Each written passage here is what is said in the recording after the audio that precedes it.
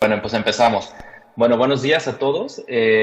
Para mí es un honor poder estar aquí con ustedes otra vez en esta sesión en Arequipa de endoscopía avanzada, especialmente del día de ultrasonido endoscópico. Y bueno, le quiero agradecer al doctor Juan Carlos Ticona por su muy amable invitación para poder participar, y también a la doctora Aito Chávez, que va a estar, creo, moderando esta sesión. Bueno, a mí me toca hablar de un tema que es un tema muy interesante, que es el drenaje ecoguiado de vesícula biliar. Y bueno, cuando queremos hablar del drenaje ecoguiado de vesícula biliar, aunque no es exclusivo el uso de los stents de aposición luminal, sí ha sido determinante en cómo manejamos esta patología, ¿no? Como pueden ustedes ver ya desde que salen los stents de posición luminal, principalmente, inicialmente el Axios, pero el que no tenía cauterio y eventualmente el Axios que venía con cauterio, esto fue una revolución para los que nos dedicamos a hacer este tipo de procedimientos, ¿no? Aunque sí me gustaría hacer una anotación, porque lo vamos a tocar en el tema, que no es la única manera de drenar vesícula biliar, ¿no? Ya desde antes hemos drenado vesículas biliares usando catéteres de plástico de cola de doble cochino y también stents tubulares totalmente recubiertos, ¿no? Y bueno, ¿por qué es importante hablar y comentar la revolución que ha sido el stent de posición luminal? Y es principalmente por esto, porque como ustedes lo saben, nosotros realmente nos robamos esta técnica de recambios de los angiólogos o de los cirujanos vasculares, en la cual no solamente hay una serie de pasos que involucran el acceso, el paso de la guía, la dilatación del tracto y eventualmente la colocación de una prótesis. Sin embargo, como ustedes se dan cuenta, en cada uno de estos pasos hay margen de error y margen de que se descomprima el órgano que estamos accediendo, margen de que haya fuga biliar, y margen de que también haya de que se ponga el stent de manera incorrecta, o que, como lo llamamos en inglés, que hay un misdeployment, ¿no? Entonces, cuando nos dimos cuenta de todas de todos los cosas que teníamos que hacer en este tipo de pacientes, especialmente en el drenaje guiado de vesícula biliar, en la gastroenterostomía guiada por ultrasonido endoscópico y también, por ejemplo, en el drenaje de colecciones peripancreáticas, nos dimos cuenta que necesitábamos una plataforma que pudiera hacer todas al mismo tiempo, todas estas intervenciones, ¿no? Entonces, ya el doctor Wim Moller describe la prótesis de posición luminal, el Access, que ustedes conocen. Inicialmente era un dispositivo que no estaba aunado al cauterio, entonces sí se tenía que hacer la punción primero con una aguja, el paso de guía, la dilatación del tracto y posteriormente la implantación del stent. Sin embargo, cuando este stent ya se le añade la punta de cauterio, entonces nos ahorramos todos los pasos anteriores, ¿no? Sin embargo, es importante que sepan que el Axios no es la única prótesis de posición luminal en el mercado. No, hay un montón, como es Paxus Nagi, Axstent, el Hanaro Stent y el ZEUST, que es el más nuevo que hay en el mercado. En los Estados Unidos tenemos Axios solamente por el momento. En México sé que hay Axios y Staxus. Ahorita ya lo platicaremos, ¿no? En la sesión de moderación, la disposición de la disponibilidad que tienen los otros stents en Perú. Y bueno, cuando ya hablamos del Hot Axios, del stent de posición luminal que está cargado con el cauterio, esto nos ha permitido hacer una revolución y poder hacer un montón de intervenciones terapéuticas que realmente nos han facilitado la vida a muchos de nosotros, pero también que han tenido realmente impacto positivo en los pacientes, ¿no? Sin embargo, no es la única manera de usar estos axios, como lo platicaba ayer en el tratamiento endoscópico de complicaciones de cirugía bariátrica. Nosotros lo usamos un montón y yo lo uso un montón, y ahorita tenemos la segunda serie más grande de Estados Unidos en el uso del Col Axios para estenosis gastrointestinales, ¿no? Es algo que funciona de manera bastante bien, es un dispositivo bastante seguro. Ya entrando un poquito al manejo de la colecistitis aguda, ya como todos ustedes lo saben, las guías de Tokio son muy claras, ¿no? En el manejo de la colecistitis aguda, en qué pacientes tienen que ir a una colecistectomía laparoscópica temprana, pero también nos damos cuenta que donde ha habido históricamente un gran vacío de herramientas terapéuticas ha sido en los pacientes que son candidatos on-fee, que son candidatos pobres o que no son candidatos a una colecistectomía laparoscópica. Entonces, Esto nos ha abierto las puertas a los que nos dedicamos a esto, a hacer drenaje ecoguiado de vesícula biliar, ¿no? Sin embargo, tradicionalmente este tipo de drenaje se ha hecho por vía percutánea, ¿no? Sin embargo, ya en el 2017, ya aquí con la doctora Aito, que está en este artículo, ya nos dimos cuenta con esta experiencia hecha en Estados Unidos multicéntrica, ¿no? Comparando el drenaje transcutáneo con el drenaje ecoguiado de vesícula biliar, cómo realmente ha habido beneficios cuando usamos ultrasonido endoscópico, ¿no? Principalmente en la tasa de efectos adversos y algo que es muy importante comentar en el número de intervenciones y en el dolor que tienen estos pacientes, ¿no? Y esto ya posteriormente fue comprobado en este estudio, que es un estudio seminal o un estudio landmark para nosotros, ¿no? Que es un estudio randomizado multicéntrico comparando el drenaje percutáneo con el drenaje guiado por ultrasonido endoscópico, ¿no? Y aquí también no nos damos cuenta que el número de efectos adversos a un año, que las tasas de colecistitis recurrentes y las admisiones no planificadas, incluso los eventos adversos a un mes, son menores cuando usamos el drenaje ecoguiado de vesícula biliar.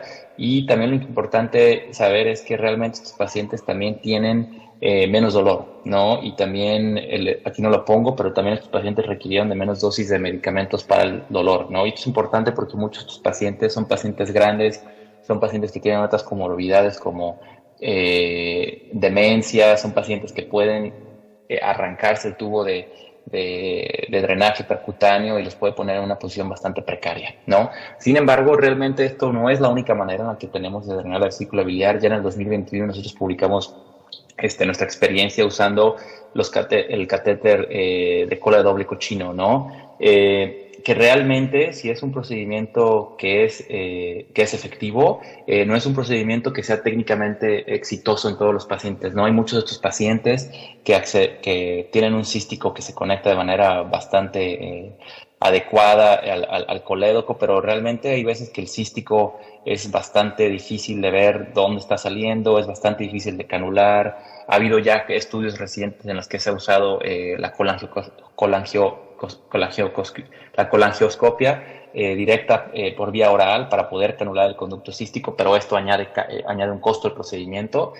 Sin embargo, si el paciente tiene una indicación para hacerle una CEPRE, por ejemplo, hay muchos pacientes, como ustedes lo saben, que se presentan con colecistitis aguda y coledocolitíasis o colangitis ascendente, ¿no? Y tienen una piedra en el colédoco. Entonces, en estos pacientes creo que yo siempre lo que hago es tratar, si veo que el cístico es permeable y si veo que puedo poner una guía, entonces hago esto, ¿no?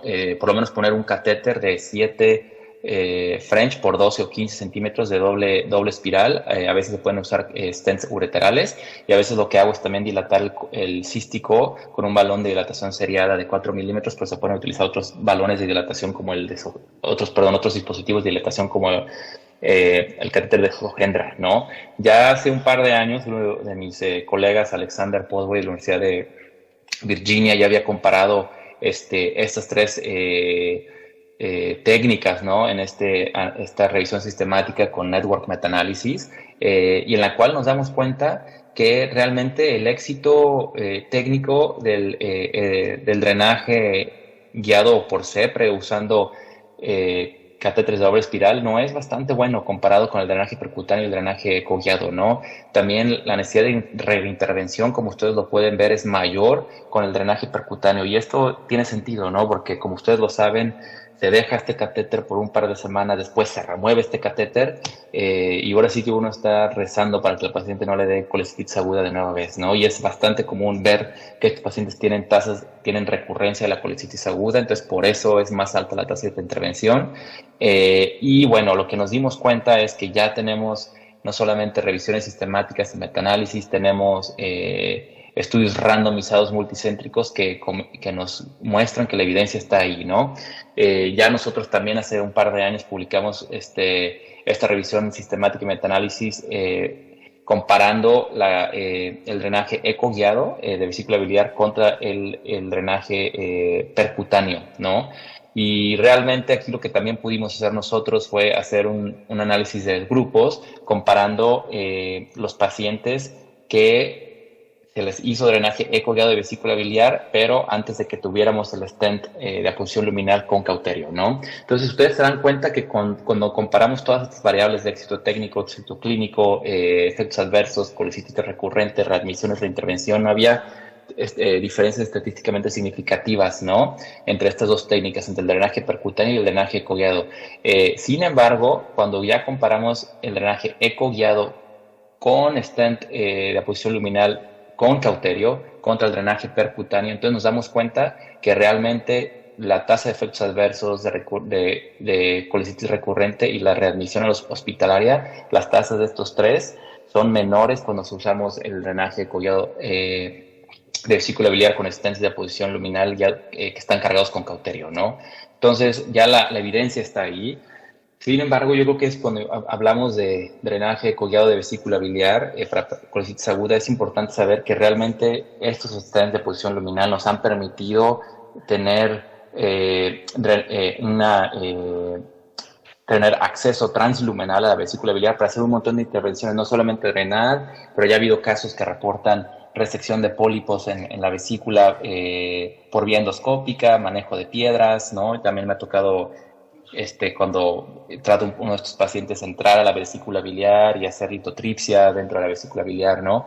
Sin embargo, ya en el 2019 nosotros fuimos el primer grupo en Estados Unidos que describió el drenaje de vesícula biliar para manejo de la obstrucción distal maligna del colédoco, ¿no? En pacientes que tienen un conducto cístico permeable. Entonces, la idea detrás de nuestro estudio que presentamos en DDW ya hace varios años, a pesar de que fue un estudio bastante pequeño, ¿no? Estos son pacientes en los cuales intentamos hacer CEPRE en todos ellos, que por supuesto no se pudo hacer la CEPRE, y que en ultrasonido, resonancia o tomografía el conducto cístico estaba permeable. Eso es importante porque si drenas la vesícula y este conducto cístico no está permeable, entonces no estás haciendo ningún beneficio al paciente, ¿no?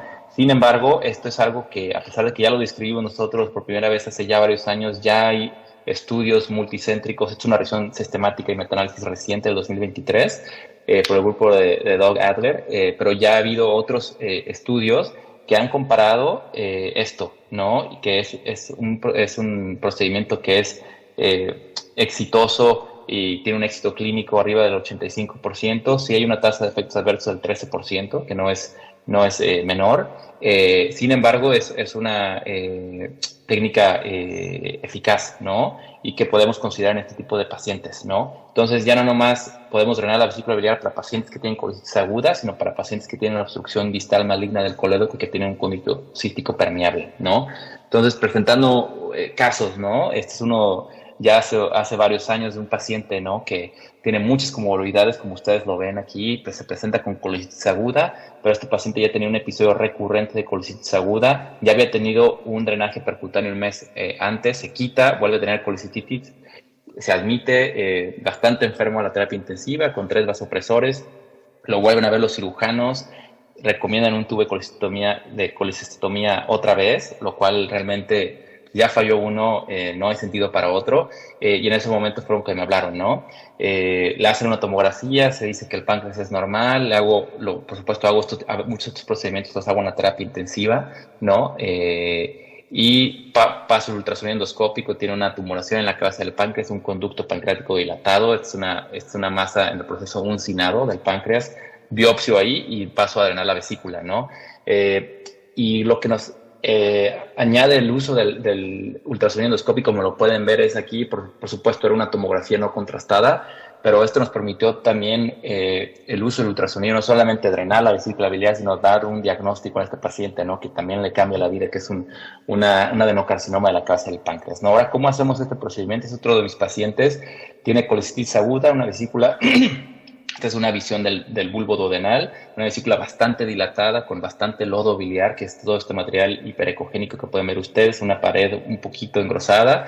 Aquí paso ya una prótesis de 15 por 10 milímetros. Una vez que encuentro una posición estable, entonces accedemos a tener acceso a la vesícula. Esto no es una punción de aguja fina y se tiene que hacer lento esto. Se abre la copa distal, la prótesis, después paso a abrir la copa proximal dentro del canal de trabajo del ecoendoscopio y entonces empujamos la prótesis, ¿no? Yo creo que es una técnica mucho más segura que hacer la liberación viendo la marca negra aquí, porque si te caes, como aquí pasa, ¿no? Que te caes al antro, entonces ya la prótesis está liberada, ¿no? Y si te esperas a ver el drenaje, el marcador negro, entonces se te puede venir con todo y la prótesis, ¿no? Entonces aquí dreno la vesícula. Mi práctica estándar es poner un catéter de doble espiral de 7 French por 4 centímetros. Aquí se pueden ver piedras aquí atrás, no se ven bien, pero aquí están. Y me gusta mantenerlo, principalmente si hay piedras grandes, es recomendable usar una prótesis de 15 por 10. Si un paciente tiene colecistitis acalculosa, entonces una prótesis de 10 por 10 puede hacer el trabajo. A mí me gusta poner prótesis de 15 10 si se puede, ¿no? Lo que sí recomendaría es evitar prótesis de 20 10, porque estas prótesis, la copa es bastante grande y te va a agarrar espacio en el bulbo y te puede causar un fenómeno de pseudo obstrucción del tracto de salida, ¿no? Ahora, un par de casos, ¿no? Este paciente que ven en el lado izquierdo de su pantalla es una paciente cuando me hablaron tenía 101 años de edad, ahorita tiene 102 años de edad, paciente que tuvo colecistitis aguda, tiene un drenaje percutáneo, como lo pueden ver aquí. Entonces me hablaron para poder internalizar este catéter, ¿no? Que es algo que hago con bastante frecuencia. Este tipo de pacientes, como lo pueden ver, esta paciente tenía 101 años de edad, tenía un poco de demencia, son pacientes con alto riesgo de que se arranquen este tipo de drenajes. Entonces, ¿qué hacemos? Uso este tipo de drenaje para entonces inyectar medio de contraste, solución salina, que me permite dilatar la vesícula biliar, principalmente este tipo de pacientes que generan un poco de fibrosis. Entonces, una vez que ya dilato con medio de contraste y solución salina, me permite crear una ventana terapéutica para poder acceder con la prótesis de posición luminal y drenar la vesícula, ¿no? Una vez que hago esto, les pido que cierren el catéter percutáneo por un par de días y que después se retire, ¿no? Sin embargo, también está el caso, como lo pueden ver en otro caso de otro de mis pacientes aquí al lado derecho, que hay vesículas que son pequeñas, están contraídas, tienen un montón de piedras, ¿no? Entonces aquí uno pudiera oír, oye, pues ponte una prótesis de 10 por 10, ¿no? Aquí la ventana que tengo, el runaway es de 17 milímetros, ¿no? Pero este paciente tiene litos, ¿no? Y estos litos pueden obstruir el lumen del catéter. Entonces lo que hago es puncionar la vesícula con una aguja de 19 y le hago un pequeño pseudoquiste, ¿no? Y esto me permite entonces incrementar la distancia de que tengo para poder poner una prótesis más grande, como lo pueden ver aquí, ¿no? Aquí están los litos, son litos medianos. Entonces aquí ya me incrementa el diámetro de 17 a 27, 28, y esto ya me permite poner con bastante tranquilidad una prótesis de 15 por 10, ¿no? Y eventualmente poder drenar los litos, entrar, limpiar, hacer litotripsia en caso de que sea necesario, ¿no? Ahora, realmente no todo es miel sobre hojuelas. Este es otro caso de otro de mis pacientes. Es un paciente que estaba bastante enfermo en la terapia intensiva, que estaba en ECMO, ¿no? Y estaba en ECMO porque necesitaba ir a un trasplante de pulmón, ¿no? Sin embargo, este paciente desarrolló colecistitis aguda y no podían ponerle un drenaje percutáneo a este paciente porque estaba en protocolo de trasplante de pulmón. Entonces, estos pacientes no pueden tener líneas percutáneas, ¿no?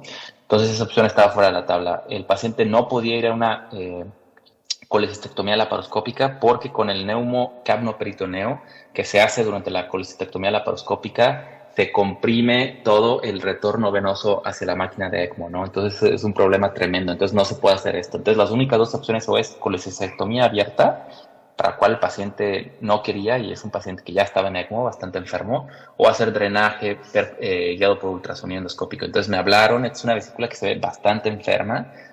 Lo que ven es aquí ya este paciente, perdón, se me pasó decirlo, ya tenía un drenaje percutáneo, sin embargo no podía irse al trasplante con el drenaje percutáneo, no podía tener líneas. Entonces teníamos que internalizar esto sí o sí, ¿no? Pues aquí ya se ve que sí hay una ventana, pero es una vesícula bastante enferma. Entonces pusimos un poco de solución salina para dilatar la vesícula y después se pone la prótesis de posición luminal, ¿no? Sin embargo, en vesículas que ya como se ven aquí endoscópicamente ya están bastante enfermas, algo que puede pasar es este fenómeno en el cual la pared de la vesícula se necrosa, ¿no? Entonces ya este paciente el día después del drenaje, la prótesis está en una posición bastante aceptada en el bulbo, pero aquí ya empieza a ver en la fosa de la vesícula biliar un poco de aire, ¿no? Entonces aquí lo que pasa es que la vesícula ya estaba tan inflamada, tan dañada, que entonces la comida empezó a pasar del estómago al duodeno y del duodeno a la vesícula y la vesícula al peritoneo, ¿no? Entonces el paciente tuvo que ir a una colistectomía pues ya de urgencia abierta, ¿no? Y aquí se puede ver cómo se ve la prótesis que puse 2 días antes, ¿no? O sea, la prótesis estaba en una posición perfecta, pero ya en una vesícula bastante enferma. Entonces es tener precaución en este tipo de pacientes porque en vesículas que están enfermas, en pacientes que ya tuvieron un catéter percutáneo por semanas o por un par de meses, hay mucha fibrosis, son paredes de la vesícula biliar bastante inflamadas, ¿no? Ahora, ¿qué pasa después del drenaje de cuidado de vesícula biliar? Bueno, aquí es donde yo creo que todos los que nos dedicamos a hacer esto, y ya lo tendremos tiempo de platicar en la moderación, en la sesión de preguntas y respuestas, es ¿qué hacemos después, no? Hay dos, yo creo que escuelas de esto, ¿no? Uno, de gente que deja el catéter a posición luminal de manera permanente, ¿no? Aquí estoy entrando a la vesícula después de que drené un par de semanas antes, veo la vesícula, así es como se ve por adentro, limpio, quito litos, hago lo que tengo que hacer, litotripsia con láser adentro para limpiar y eventualmente aquí se ve la marca del drenaje percutáneo, esta es la cicatriz, ¿no? Y empiezo a limpiar, ¿no? Entonces, dos escuelas de cómo manejar esto. Uno, dejar la prótesis de manera permanente y la otra, quitar la prótesis y poner catéteres doble espiral. Yo eso es lo que hago, ¿no? Aquí hago un colangiograma anterógrado por vía de la vesícula biliar, se ve, pinta toda la vía biliar, no hay litos, está permeable, pero aunque esté permeable el cístico, estas son vesículas ya enfermas, ¿no? Entonces lo que hago es quitar la prótesis de posición luminal y entonces lo que hago es, ya que está el tracto maduro, pongo una guía y pongo 2 catéteres de doble espiral de 7 French por 4 centímetros para que entonces se mantenga este tracto permeable, ¿no? Si pone un catéter, entonces se te cierra la fístula alrededor del catéter, ¿no? Pero lo que quieres es tener 2 catéteres para que entonces tengas algo que llamamos que se llama wicking effect, que es drenaje entre los stents, ¿no? No solamente a través, sino entre los stents, ¿no? Y aquí pongo las 2 prótesis, como pueden ver ustedes aquí, y esto nos permite mantener esto. Y estas prótesis sí las dejo de manera permanente, como lo que hacemos cuando tratamos un paciente con conducto pancreático desconectado y con colección peripancreática recurrente, se dejan de manera permanente ahí, ¿no? Entonces, ¿cómo le hacemos? Este es el algoritmo que yo diseñé para cómo lo hacemos aquí en la Universidad de Alabama, es lo que diseñé y lo que hago con mis cirujanos, ¿no? Entonces tenemos un paciente que no es candidato a cirugía, tiene colitis aguda, ya de 2 sopas, o el paciente no es candidato ahorita, o es un paciente que está muy enfermo ahorita, pero que puede ser candidato en el futuro, ¿no? Y esto es importante reconocerlo de manera temprana, porque si no va a ser candidato y hay ultrasonido y está la experiencia disponible, entonces hace drenaje coagulado de vesícula biliar, ¿no? Y si no hay contraindicaciones como estas, como una ascitis masiva o coagulopatía. Si el paciente necesita CEPRES, si tiene coledocolitis, si tiene colangitis ascendente, entonces se trata de hacer el drenaje transpapilar, y eso que trato de hacer, y si fallo, entonces hago el drenaje coagulado, ¿no? Y si no hay la experiencia de hacer ultrasonido y el paciente no necesita CEPRES, entonces se hace el drenaje percutáneo, pero tratamos de internalizar. Estos son pacientes que ya generalmente tienen este tubo ya afuera, se lo hacen en otro hospital y los mandan acá, o que por alguna extraña razón les pusieron el drenaje antes de hablarme, ¿no? Entonces tratamos de internalizar esto y tratamos de internalizarlo dentro de 4 semanas. Entre más se deje el catéter, es más problema porque se genera fibrosis, se hacen tabiques, se entra en la vesícula biliar y ya no se extiende de manera tan armoniosa para tener una buena ventana, ¿no? Y ahora tenemos los pacientes que pueden ser candidatos en el futuro, ¿no? Para si el paciente está inestable y hay la experiencia de hacer este procedimiento, pues hacemos el drenaje, y si hay la experiencia quirúrgica, entonces aquí se hace, hay de 2 sopas, ¿no? Esto también es un tema de debate ahorita, si tenemos que drenar la vesícula de vía transduodenal o transgástrica. Yo personalmente ya llevo varios años ya haciéndolo solamente transduodenal, porque tuve problemas en el pasado con los transgástricos, ¿no? Lo que pasa, a veces se te puede enterrar la copa más proximal del stent en la pared, que se llama Buried Stent Syndrome, ¿no? Se te puede llenar de comida la vesícula biliar, es un problema, ¿no? Entonces trato de hacerlo transduodenal. Sin embargo, hay cirujanos que no se sienten cómodos cerrando una fístula duodenal, ¿no? Después en este tipo de pacientes cuando van a una colecistectomía laparoscópica. Entonces, este tipo de pacientes se recomienda que se haga el drenaje transgástrico y realmente todos los cirujanos con los que trabajo ya están acostumbrados a esto, ya llevamos haciéndolo años, entonces lo dreno de manera transduodenal, pero sí sé de cirujanos que no se sienten cómodos y prefieren una vía transgástrica para cerrar esto, ¿no? Ahora, si van a hacer esto, entonces a veces lo que hacemos es quitar el Axios un par de días antes de que vayan a una colecistectomía laparoscópica y podemos dejar un catéter doble espiral ahí, ¿no? Y que se puede quitar en el momento de la colecistectomía. Ahora, si no hay la experiencia disponible, como lo comentábamos, se hace el drenaje transgástrico, que algunos cirujanos prefieren cerrar y es más fácil cerrar este tipo de fístulas, ¿no? Ahora, si no hay ultrasonido disponible y el paciente está más o menos estable para una CEPRA, entonces se puede hacer intentar hacer una CEPRA, hacer drenaje transpapilar. Sin embargo, no siempre esto es exitoso, ¿no? Y hay riesgos de que haya pancreatitis, ¿no? Porque se está haciendo una CEPRA, ¿no? Y el paciente no tiene coledocolitiasis. Entonces es importante hablar esto con los pacientes. Si se falla el drenaje transpapilar, entonces se hace el drenaje percutáneo y después la colecistectomía laparoscópica antes de remover el drenaje percutáneo, ¿no? Esto, como ya lo vieron, fue lo que pasó en el paciente que les presentaba anteriormente. Se le pone un drenaje percutáneo, se le quita y vuelve otra vez con colicitis recurrente. Entonces es importante que se haga la CEPRE antes de que se remueva el catéter, ¿no?